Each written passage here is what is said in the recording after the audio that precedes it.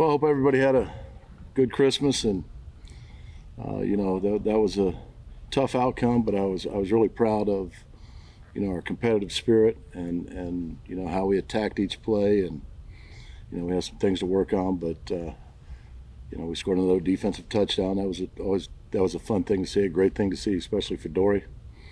We got another great challenge, a completely different challenge, but another great offense that we're going to face this week here, and we're going to need all the crowd and everybody else to help us with these guys, because it's a different kind of animal we're facing this week. But getting back to Philadelphia, I give them all the credit. They deserve it. They've done a great job in building their offense, and they play well to it. And it was a tough challenge, and it's the same thing we're going to face this week with the Rams. With that, I'll open it up to questions. What's the difference between the Rams 3-6 and the Rams 5-1? I think that Stafford is playing at a Hall of Fame type level, and they, each team, we've talked about it here, each team gels, and they have gelled offensively. I think that Matthew is he's making throws that you just sit there and go, wow. From all different kind of arm angles, no looks, all those things you've heard about, you're seeing him do it. And they're playing at a very high level. I think that the thing that Sean has done is that they've made a commitment to the run game and changing their offensive line this year, and it's a two-headed monster that you have to deal with. So they put you in a bind of what you want to try to do and how you're going to try to do it. But Stafford is playing unreal. I mean, he's a great football player, but I think that it's besides he and Lamar should be up for the MVP candidate. That's the kind of year he's having. And they've scored over 30 points a game since you were talking about. That's okay. What do you see when you watch? I know he's not your responsibility this week, but Aaron Donald. We'll see him in crossover tape. So it's like like I said last week, I don't evaluate other people's defense. He's an alien. I mean, there's no other.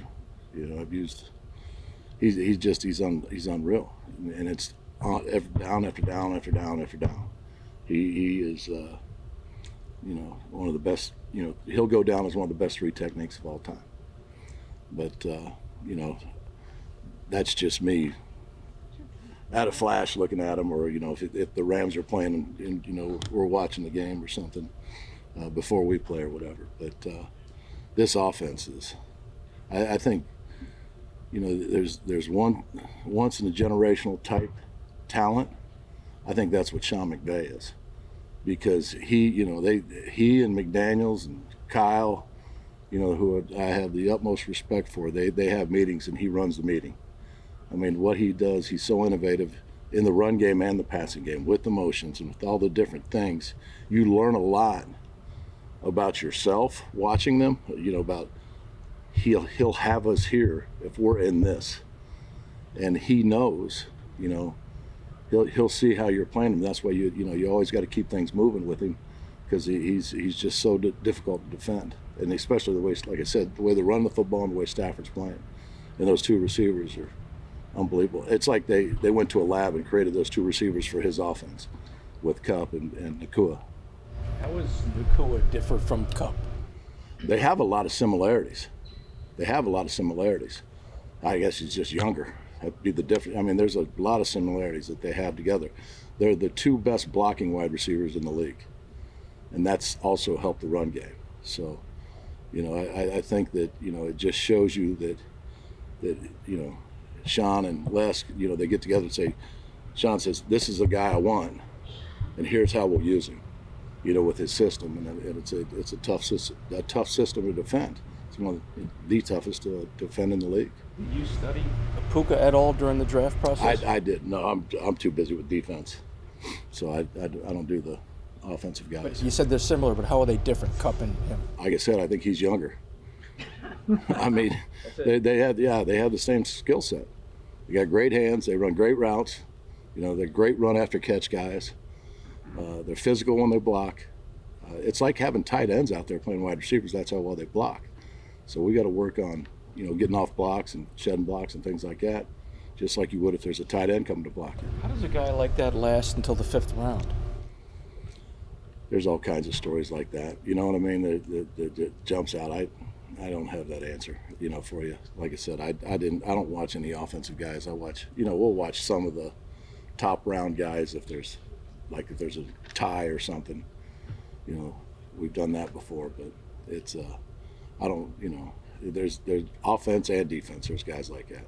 Wink, I know you always say, it's not about you, it's about the whole defense. But Right. now the last two teams you've played, the Eagles with Kelsey and then Stafford yesterday, both praised you, the scheme, and how you kind of attack offenses. When you hear other players talking about the difficulties of preparing for your defense, does that even ramp it up higher for you and your guys in your room to make sure you come up with a plan that challenges them? No, I think that first of all, it's a compliment to our players and their execution of the package, I just think I got the utmost respect for those guys, as you can tell, and they study the game just as much as we study the game. Those type of players do, and I think that's why they say what they say.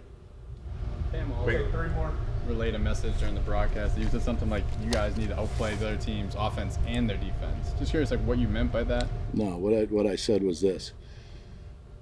We talked about competitive stamina, all right? Dave's talked about that. And I said that, here's the thing. We want to be the best unit on the field. We want to be better than their offense, their defense, their special teams. We want to be the best unit. It's just like Kayvon wants to be the best pass rusher in the game. Just like Dex wants to be the best inside rusher of the game. However people interpret it is how they interpret it. But I'm positive all the time with these guys. And that's how I think you have to attack every game. Kayvon was kind of uncharacteristically quiet last week. Is that kind of just sort of an anomaly, or what do you kind of see behind that?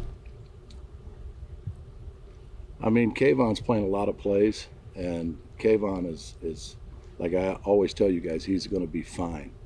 A lot of the plays didn't come to him. We asked him to do a lot of different things, and like I said before, there's no ceiling with Kayvon.